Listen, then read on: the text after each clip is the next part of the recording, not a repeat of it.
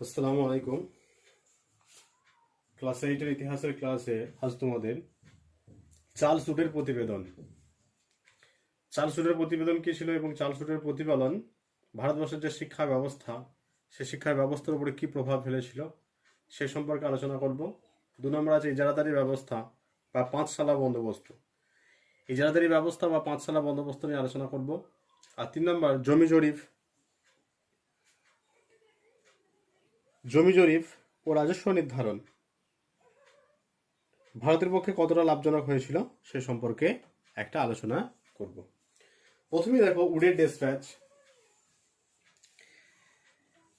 Woods despatch বা উডের despatch 1854 খ্রিস্টাব্দে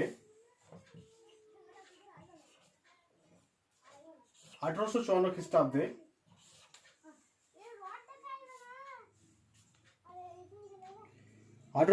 খ্রিস্টাব্দে বোর্ড অফ কন্ট্রোলের সভাপতি চার্লস উড 1854 খ্রিস্টাব্দে বোর্ড অফ কন্ট্রোলের সভাপতি চার্লস উড ভারতের শিক্ষা বিস্তারের জন্য একটি নির্দেশনামা প্রকাশ করেন। তাহলে 1854 খ্রিস্টাব্দে বোর্ড অফ কন্ট্রোলের সভাপতি চার্লস উড ভারতের শিক্ষা বিস্তারের জন্য একটি নির্দেশনামা প্রকাশ করেন। এই নির্দেশনামা উডের ডেসপ্যাচ নামেই পরিচিত। তাহলে 1854 খ্রিস্টাব্দে চার্লস উড ভারতের যে শিক্ষা বিস্তার সে শিক্ষা বিস্তারের জন্য একটি নির্দেশনামা প্রকাশ করেছিলেন। এই নির্দেশনামায় কিন্তু তার নাম অনুসারে উডের ডেসপ্যাচ নামে পরিচিত।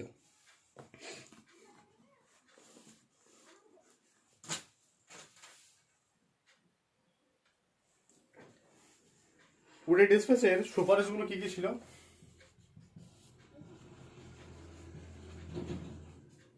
সুপারিশ দেখো, উডের ডেসপ্যাচের যে নির্দেশনামা সেই নির্দেশনামায় তিনি প্রথমেই যেটা ঘোষণা করেছিলেন যে ভারতের যে শিক্ষা বিস্তার সেই শিক্ষা বিস্তারের জন্য একটি স্বতন্ত্র বিভাগ গড়ে তোলা হবে। অর্থাৎ শিক্ষা বিস্তারের জন্য একটা সম্পূর্ণ স্বতন্ত্র বিভাগ তৈরি করা হবে। এটা 1 নম্বর। 2 নম্বর হচ্ছে যে কলকাতা, বোম্বাই এবং মাদ্রাজে একটি করে বিশ্ববিদ্যালয় প্রতিষ্ঠা হবে। কলকাতা, বোম্বাই এবং মাদ্রাজ, এই কলকাতা, বোম্বাই এবং মাদ্রাজে একটি করে বিশ্ববিদ্যালয় প্রতিষ্ঠা করা হবে। তাহলে দেখো 1854 খ্রিস্টাব্দে উডের নির্দেশনামা অনুসারে কিন্তু 1857 খ্রিস্টাব্দে কলকাতা, বোম্বাই এবং মাদ্রাজে একটি করে বিশ্ববিদ্যালয় প্রতিষ্ঠিত হয়েছিল। 3 নম্বর, সুদক্ষ শিক্ষক তৈরির জন্য শিক্ষকদের প্রশিক্ষণ বা টিচার্স ট্রেনিং কলেজ স্থাপন করা হবে। তিনি চার্লস উড বুঝেছিলেন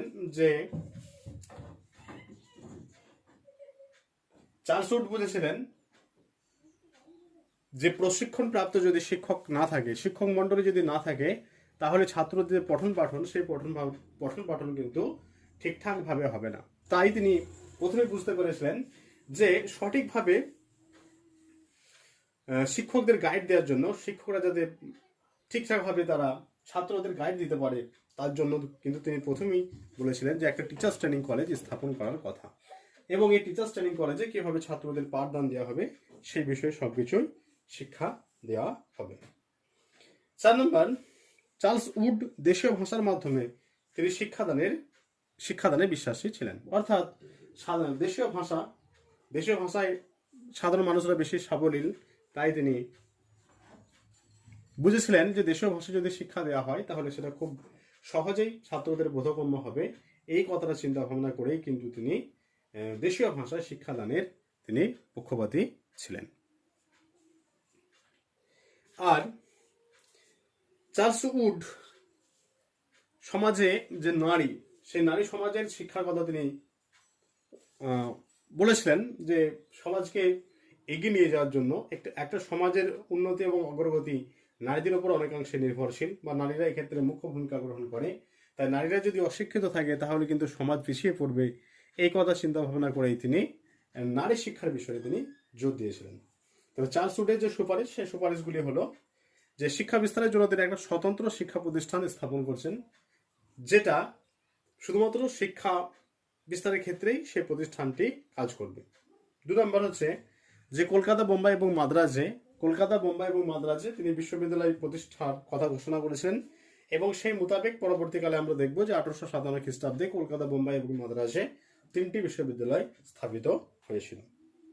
আর টিচার্স ট্রেনিং কলেজ স্থাপনের কথা তিনি বলছেন, তিনি অনুধাবন করেছিলেন যে সমাজে যারা শিক্ষক মহাশয় তারা যদি ঠিকঠাকভাবে গাইড না পায়, তারা যদি ঠিকঠাকভাবে প্রশিক্ষণ না পায়, তাহলে তারা কিন্তু ছাত্রদের ঠিকঠাকভাবে পঠন পাঠন করাতে পারবে না।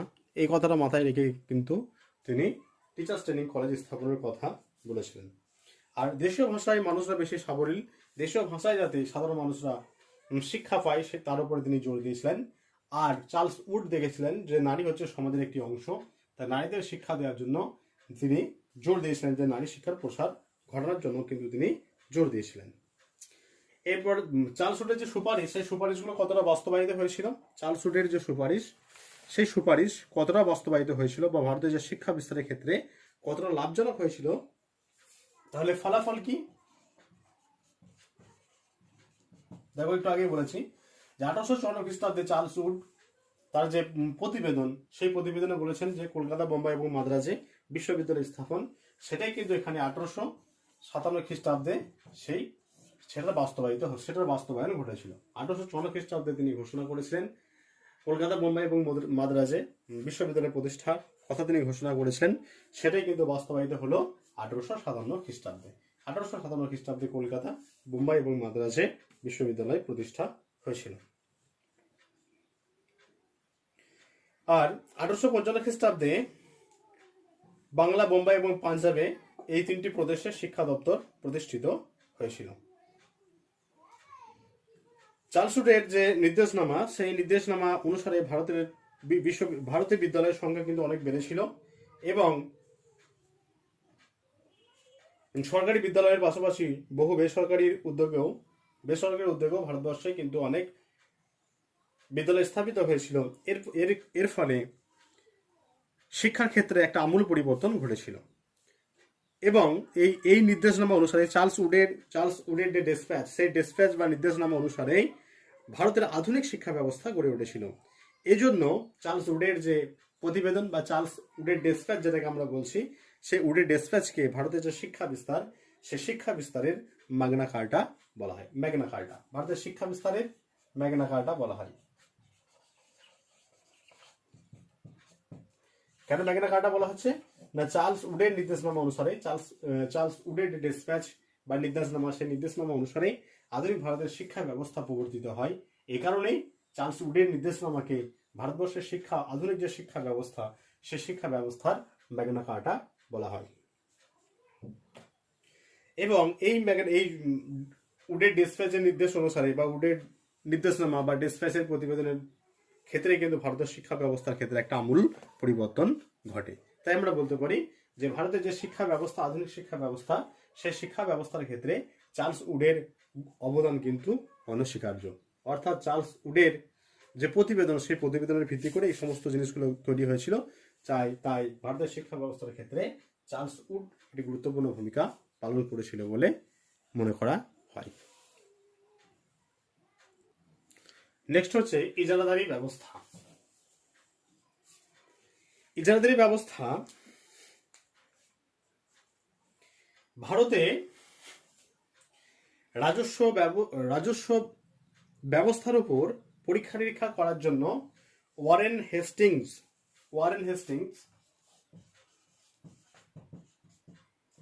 1772 খ্রিস্টাব্দে,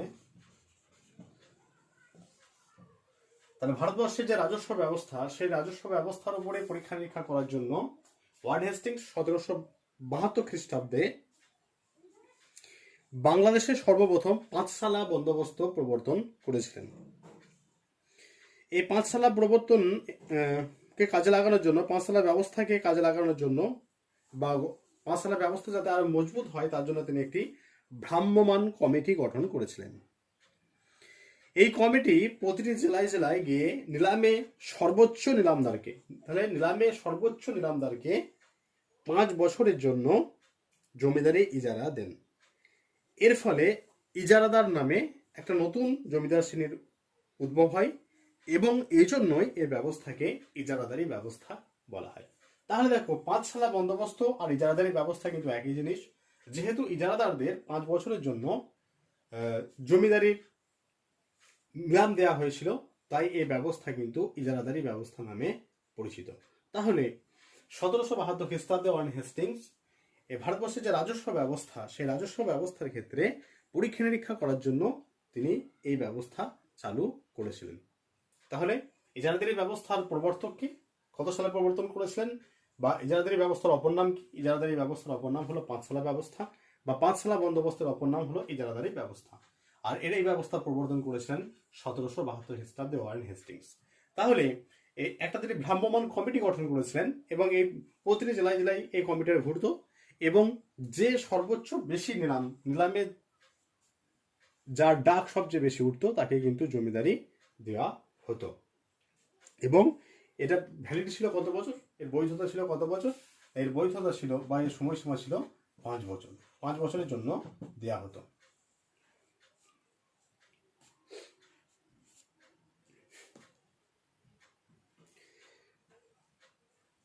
নিলামের মাধ্যমে জমির ইজারা দিয়ে সর্বোচ্চ রাজস্ব আদায় করা যেত। এর ফলে তাহলে যে বেশি পরিমাণে নিলাম দিত, যে বেশি পরিমাণে যা ডাক উঠতো, তাকে কিন্তু এই জমিদারিটা দেওয়া হতো। বাংলার ভূমি রাজস্ব ব্যবস্থা সম্পর্কে কোম্পানির একটা স্বার্থ সেই সময় কিন্তু পরিচালিত ছিল।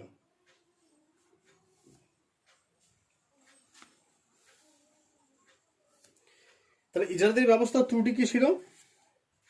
ইজারাদারি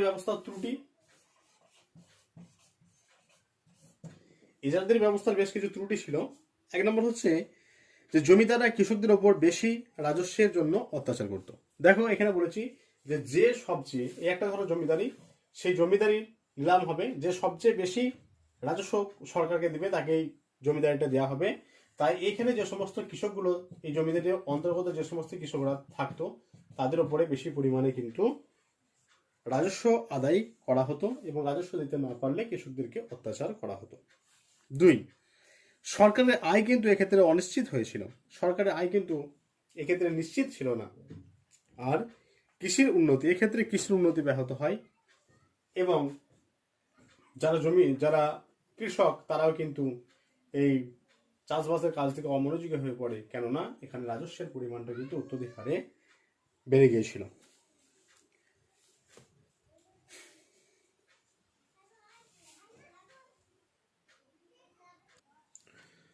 পাঁচশালা বন্দোবস্তের এই ত্রুটি বিচ্যুতি থাকার জন্য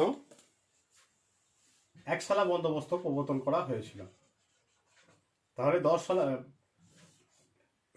শালা বন্দোবস্তে বেশ কিছু ত্রুটি বিচ্যুতি ছিল।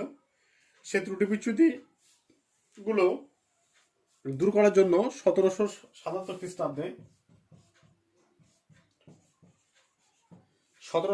খ্রিস্টাব্দে ওয়ারেন হেস্টিংস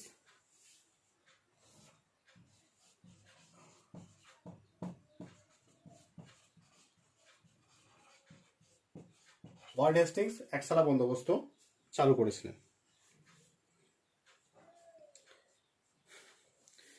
এ ব্যবস্থায় পুরনো জমিদারদের প্রতি বছর 1 বছরের জন্য জমি বন্দোবস্ত দেওয়া হতো, এবং রাজস্ব বাকি থাকলে জমিদারের একাংশ বিক্রি করে কোম্পানির রাজস্ব শোধ করার নিয়ম চালু হয়। তাহলে 1 সাল মানে 1 বছরের জন্য জমিদারদের নিলাম দেওয়া হতো। এক্ষেত্রে বেশ কিছু ত্রুটি বিচ্যুতি লক্ষ্য করা যায়। রাজস্বের হার বেশি হওয়ার ফলে কৃষকরা শোষিত হয়, আর 1 বছর মেয়াদ হওয়ার জন্য জমিদাররা ঠিকমতো রাজস্ব আদায় করতে পারত না, আর জমিদাররা নিজেদের আয় বৃদ্ধির জন্য বেশি নজর দেওয়ার ফলে আইন শৃঙ্খলার কিন্তু অবনতি ঘটেছিল। তাহলে 5 শালা বন্দোবস্ত, 1 শালা বন্দোবস্ত, এরপর 10 শালা বন্দোবস্ত।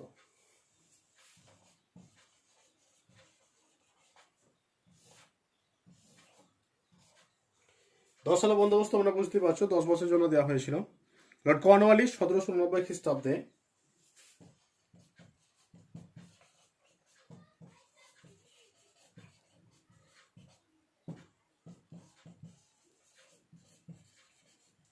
লর্ড কর্নওয়ালিস 1790 খ্রিস্টাব্দে এই ব্যবস্থা চালু করেছিলেন বাংলা এবং বিহারে।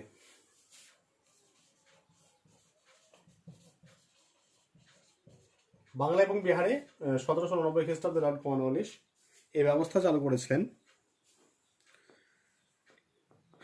10 বছরের জন্য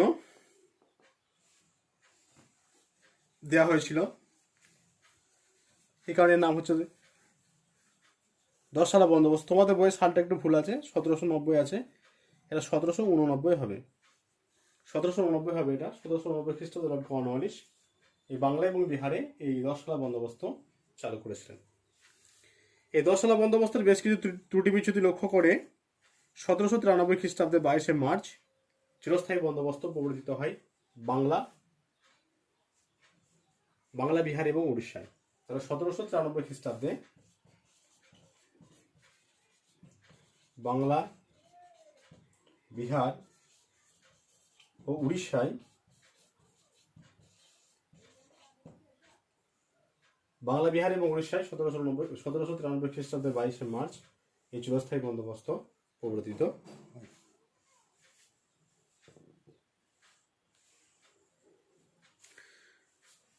এই পরের অধ্যায়ে তোমাদের এই সমস্ত ব্যবস্থাগুলো ডিটেলস আলোচনা করা আছে, এখানে শুধুমাত্র একটা সংক্ষিপ্ত আলোচনা হলো। এবার দেখো জমি জরিপ।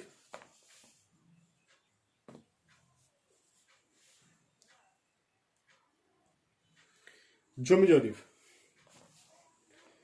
ভারতে ঔপনিবেশিক প্রশাসন রাজস্ব ব্যবস্থা বিষয়ে পরীক্ষা নিরীক্ষা করার চেষ্টা চালিয়েছিল এবং সেক্ষেত্রে জমি জরিপ হলো একটি গুরুত্বপূর্ণ পদক্ষেপ। জমি জরিপ বলতে একটি জমিকে মেপে তার রাজস্ব নির্ধারণ ঠিক করাকেই বোঝায়। জমি জরিপ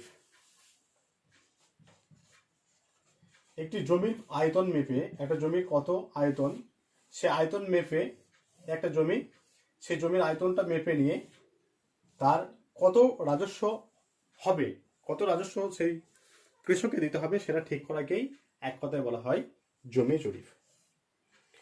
1757 খ্রিস্টাব্দে পলাশী যুদ্ধের পর বাংলার নতুন নবাব মির্জাফরের থেকে British east India company Kolkata থেকে কুলপি পর্যন্ত 24টি পরগনার জমিদারি পায়।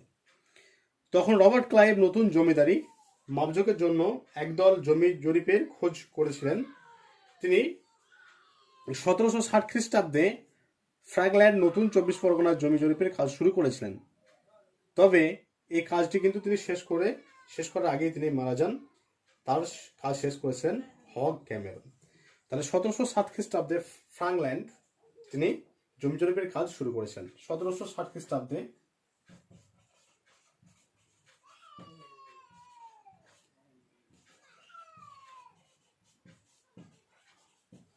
ফ্র্যাগল্যান্ড জমি জরিপের কাজ শুরু করেছিলেন, কিন্তু তিনি এই কাজটা সমাপ্ত করতে পারেননি। তার কাজটা সমাপ্ত করেছিলেন হগ ক্যামেরন। এই হগ ক্যামেরন তার কাজটা সমাপ্ত করেছিলেন। 1764 খ্রিস্টাব্দের বাংলার নদীপথগুলি জরিপ করেছেন জেমস রেনেল। 1764 খ্রিস্টাব্দে বাংলার যে নদীপথ সেগুলো কাজ করেছিলেন, সেগুলো জরিপের কাজ করেছিলেন, নদীপথগুলির জরিপ করেছিলেন জেমস রেনেল।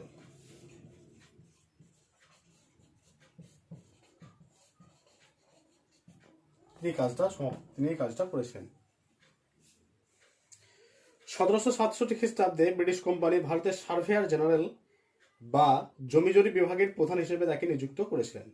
তাহলে এই জেমস রেনেলকে ভারতের যে বিভাগ, সার্ভেয়ার বিভাগ বা সার্ভেয়ার জেনারেল, সেই সার্ভেয়ার জেনারেলের পদের প্রধান করেছিলেন এই জেমস রেনেলকে।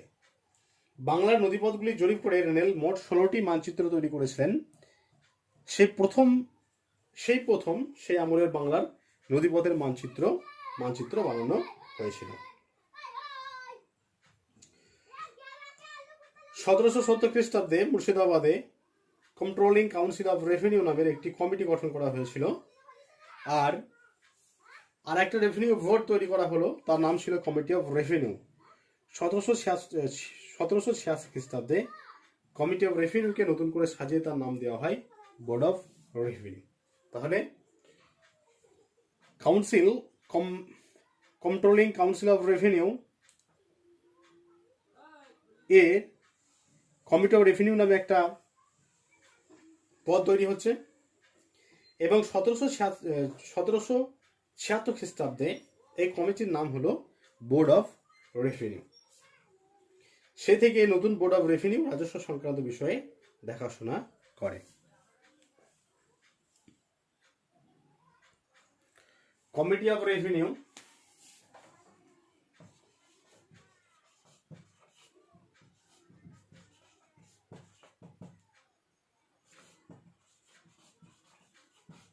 কমিটি অফ রেভিনিউ বা রেভিনিউ যাই হোক, REVENUE, এটা হচ্ছে ইংরেজি উচ্চারণ, রেভিনিউ বা রেভিনিউ। কমিটি অফ রেভিনিউ বা রেভিনিউ এটা নামটা চেঞ্জ হচ্ছে 1786 খ্রিস্টাব্দে এবং হয়ে যাচ্ছে কি 1786 খ্রিস্টাব্দে নামটা পরিবর্তন হয়ে বোর্ড অফ রেভিনিউ হয়ে যাচ্ছে।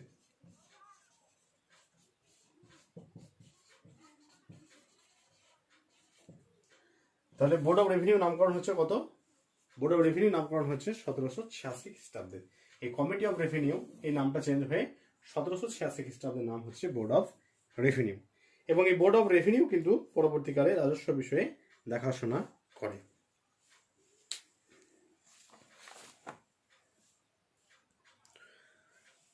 পেজ নাম্বার 52 তোমাদের এই যে বইয়ের অনুশীলনী, সেই অনুশীলনী 1 এবং 2 নম্বরের যে উত্তর সেগুলো করে দিই। 52 পেজ নাম্বার 52 প্রথম প্রশ্ন আছে দেখো, বেমান, একে দেখা যাচ্ছে বেমানান।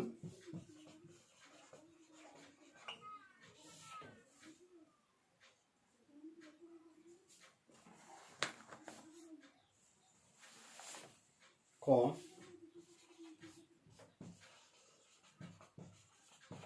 বোম্বাই, মাদ্রাজ, কলকাতা, বাংলা। বোম্বাই, মাদ্রাজ, কলকাতা, বাংলা। তাহলে দেখো কলকাতা, বোম্বাই এবং মাদ্রাজ এই তিনটি হলো প্রেসিডেন্সি। কলকাতা, বোম্বাই, মাদ্রাজ এই তিনটি হলো প্রেসিডেন্সি। তাহলে বাংলাটা কিন্তু নয়। তাহলে এখানে বেমানান হচ্ছে বাংলা।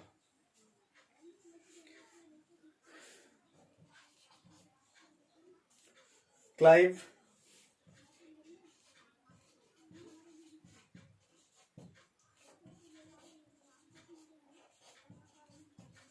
Hastings, ডুপ্লে, Cornwallis.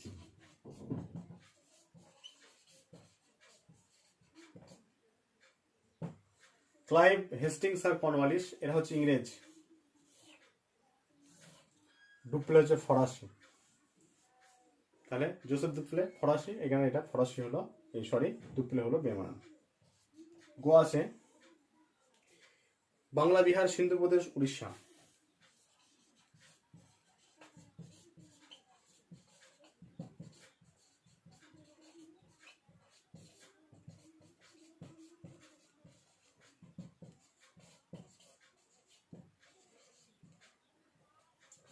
বাংলা, বিহার, সিন্ধু প্রদেশ, উড়িষ্যা। তাহলে এখানে বেমানান হবে সিন্ধু প্রদেশ। বাংলা, বিহার এবং উড়িষ্যায় চিরস্থায়ী বন্দোবস্ত প্রবর্তিত হয়েছিল, বা বাংলা, বিহার, উড়িষ্যা সে সময় প্রধান ছিলেন আমরা দেখেছি, বা এদিক থেকে যদি বিশ্লেষণ করি তাহলে সিন্ধু প্রদেশ, কিন্তু সিন্ধু প্রদেশের কোনো উল্লেখ সেখানে ছিল না। তাহলে বাংলা, বিহার এবং উড়িষ্যা এই তিনটাই হচ্ছে সঠিক। এখানে বেমানান হচ্ছে সিন্ধু প্রদেশ।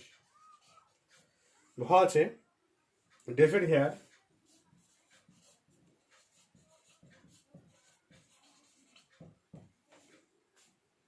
উইলিয়াম কেনি,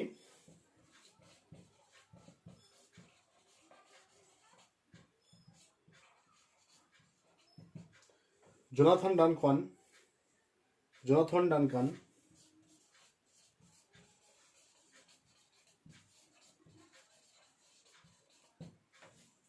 উইলিয়াম পিট।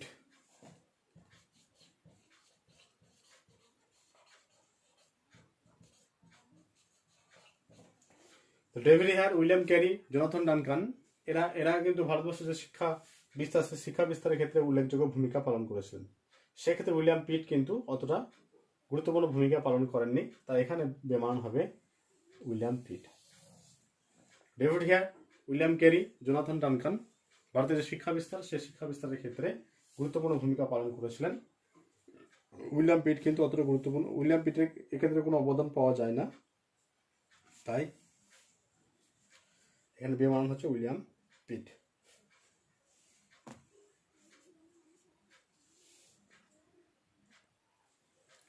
দুই দাগে দেখো, দুইয়ের ক, বাংলা প্রেসিডেন্সিকে সেন্ট জর্জ দুর্গ প্রেসিডেন্সি বলা হয়। বাংলা প্রেসিডেন্সিকে সেন্ট জর্জ দুর্গ প্রেসিডেন্সি বলা হয়। এটা কিন্তু ভুল, এটা ভুল, একটা হচ্ছে ভুল। সেন্ট জর্জ দুর্গ প্রেসিডেন্সি কাকে বলা হয়? মাদ্রাজকে। মাদ্রাজ প্রেসিডেন্সিকে সেন্ট জর্জ দুর্গ প্রেসিডেন্সি বলা হয়। 2 নম্বর আছে, বেনারসে হিন্দু কলেজ প্রতিষ্ঠা করেছিলেন জোনাথন ডানকান। কয়টা হচ্ছে ঠিক? জোনাথন ডানকান বেনারসে হিন্দু কলেজ প্রতিষ্ঠা করেছিলেন। গয়া আছে, উইলিয়াম ক্যারি ছিলেন শ্রীরামপুরের মিশনারি সোসাইটির সদস্য। এটাও ঠিক।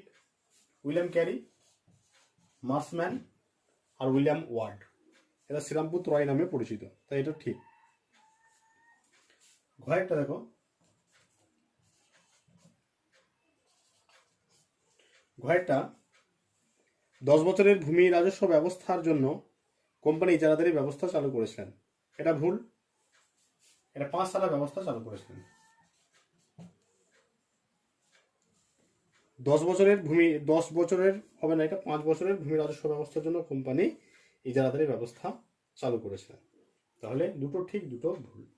কয়েকটা ভুল, বাংলা প্রেসিডেন্সিকে সেন্ট জর্জ দুর্গ প্রেসিডেন্সি বলা হতো, এটা ভুল। এটা মাদ্রাজ প্রেসিডেন্সিকে সেন্ট জর্জ দুর্গ প্রেসিডেন্সি বলা হতো। তারপরে যে বেনারসে হিন্দু কলেজ প্রতিষ্ঠা করেছিলেন জোনাথন ডানকান, এটা ঠিক। উইলিয়াম ক্যারি ছিলেন শ্রীরামপুরের মিশনারি সোসাইটির সদস্য, এটাও ঠিক। উইলিয়াম ক্যারি, জোশুয়া মার্সম্যান আর উইলিয়াম ওয়ার্ড এই 3 জন ছিলেন সদস্য, এরা শ্রীরামপুর ত্রয় নামে পরিচিত। আর 10 বছরের ভূমি রাজস্ব ব্যবস্থার জন্য কোম্পানি ইজারাদারি ব্যবস্থা চালু করেছিলেন, এটা ভুল। এটা 5 বছর হলে সঠিক হতো। 5 বছরের ভূমি রাজস্ব ব্যবস্থার জন্য কোম্পানি ইজারাদারি ব্যবস্থা চালু করেছিলেন। তোমাদের তৃতীয় অধ্যায় তোমাদের কমপ্লিট হলো আজকে। ঔপনিবেশিক কর্তৃত্ব প্রতিষ্ঠা তৃতীয় অধ্যায় তোমাদের শেষ হলো অনুশীলনী পর্যন্ত। দেখো তোমাদের যে এবারে যে পরীক্ষা আছে, পরীক্ষার সিলেবাস দিয়ে দেওয়া হয়েছে। 1 এবং 2 হবে, 1 এবং প্রথম অধ্যায় এবং দ্বিতীয় অধ্যায় তোমাদের পরীক্ষা হবে। 3 নম্বর অধ্যায় কিন্তু কমপ্লিট হয়ে গেল, 3 নম্বর অধ্যায়ে পরীক্ষা হচ্ছে না। 1 এবং 2 এই দুটো অধ্যায় ভালো করে তোমরা তৈরি করবে। আর আজকে যেগুলো আলোচনা করা হলো, যদি কারো কিছু বুঝতে অসুবিধা হয় অবশ্যই আমাকে জানাবে। ঠিক আছে।